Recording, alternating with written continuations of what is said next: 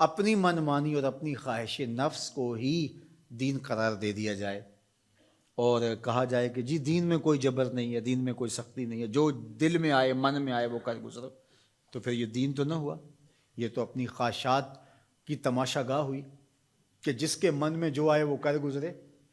یہ تو چھوٹا سا گھر ہو 3 مرلے کا 2 مرلے کا، جھونپڑی ہو، ان جھونپڑیوں کو بھی اصول ہوتے ہیں، ان کے بھی ضابطے ہوتے ہیں۔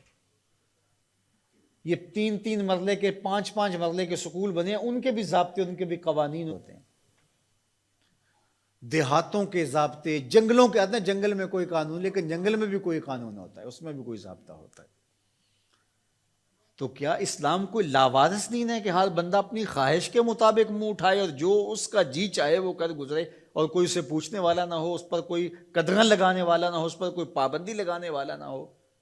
یہ کوئی لاوارث دین ہے؟ اس دین کی بنیادوں میں صحابہ اور اہل بیت کا خون ہے، خود رسالت مآب کا خون ہے اس کی بنیادوں میں، تو یہ کوئی لاوارث دین نہیں ہے۔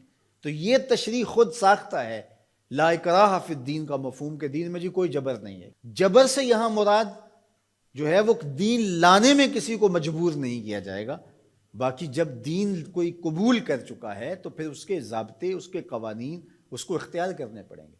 آپ 15 دن کے لیے وزٹ ویزے پہ کسی ملک میں جاتے ہیں اور آپ ان سے 100% اختلاف بھی رکھتے ہو، ان کے مخالفین میں آپ کا نام سر فہرست بھی آتا ہو، ان کے شہری نہیں ہیں آپ، لیکن 15 دن کے لیے آپ وہاں گئے تو وہاں لینڈ کرنے سے لے کر واپس آنے تک ان کے قوانین کے مطابق آپ پابند ہوں گے اپنی زندگی کو ڈھالنے کے۔ تو یار ایک ملک جو دنیا کے کسی گوشے میں ہے اور اس کے بنائے ہوئے انسانوں کے قوانین، آپ وزٹ کے لیے وہاں جاتے ہیں تو وہاں بھی آپ کو پابند ہونا پڑے گا۔ تو جس دین کو دل اور روح نے قبول کیا ہے اس کے ضابطے کیا قبول ہی نہیں کیے جائیں گے؟ منمانی اور خواہشات کی دنیا میں آباد رہ کے زندگی گزاریں گے تو پھر دین تو نہ ہوا۔ دین تو اپنی خواہشات کی قربانی کا نام ہے، اپنی آرزوؤں کو قربان۔ اسلام کا کیا معنی ہے؟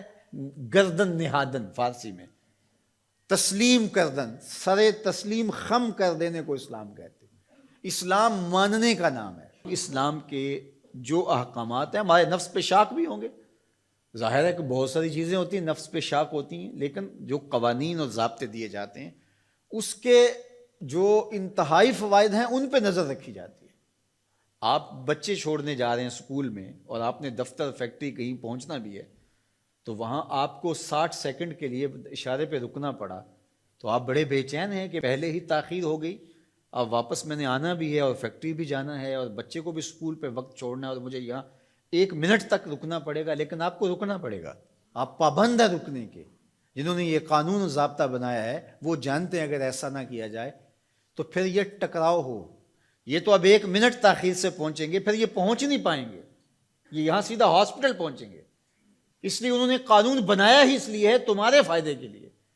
تو شاک تو ہے نفس کے اوپر، لیکن تمہاری زندگی کی حفاظت کا ضامن ہے یہ قانون۔ تو اسلام کے قوانین اگر سخت بھی تمہیں دکھائی دیں لیکن تمہاری دنیا کی بہتری اور آخرت کی بہتری کے ضامن ہے اسلام کے قوانین اور ضابطے۔ تو ان کے مطابق اپنے آپ کو ڈھال لینا ہی سربلندی اور سرفرازی ہے، اور جو اپنے آپ کو اس کے مطابق نہیں ڈھالتے تو وہ کبھی بھی اسلام کے ثمرات اور اسلام کے فیض و برکات سے کبھی بھی مالا مال نہیں ہو سکتے ہیں۔ تو ایک پہلو یہ ذہن میں رکھیے گا کہ اس کا یہ مفہوم کہ دین میں سختی نہیں ہے۔ باقی اس کا یہ مطلب ہی نہیں ہے کہ دین کو لوگوں تک پہنچانے کے لیے آپ کے اندر تڑپ ہی موجود نہ ہو کہ ٹھیک ہے اسلام ایک سچا دین ہے، جو مرضی قبول کر لے، جو مرضی نہ قبول کرے۔ یہ اختیار ضرور دیا گیا ہے، لیکن میری اور آپ کی یہ انتہائی کوشش ہونی چاہیے کہ جس سے ہم محبت کرتے ہیں اس کی ہدایت کے لیے کوشاں ہوں اور اس کو خوبصورت دلائل کے ذریعے سے دین کی طرف راغب کریں۔ اور یہ پیغمبروں کی زندگی تھی، ورنہ وہ بھی کتاب چوک میں رکھ دیتے، اس کو پڑھ لو، جس کا جی چاہے اسلام لے آؤ، جس کا جی چاہتا ہے اسلام نہ لائے، بات ختم ہوئی۔ یا ایک مرتبہ کسی مجمع میں اعلان کر دیتے کافی، لیکن ایسا نہیں ہوتا، انہوں نے اپنی زندگیاں لگا دی، لوگوں کے سخت رویوں کے باوجود اپنی زندگیاں لگا دی۔ تو ہماری تو یہ عرض ہونی چاہیے پوری کائنات گیتی حضور کے گائے، ہماری یہ تمنا ہونی چاہیے، ہماری یہ آرزو ہونی چاہیے۔ تو میں تو خطبہ سے اپنے یہاں پڑھنے پڑھانے والے سب کو کہتا ہوں کہ اپنی دعوت کا جو پیرایا ہے اس کو ذرا وسیع کرو.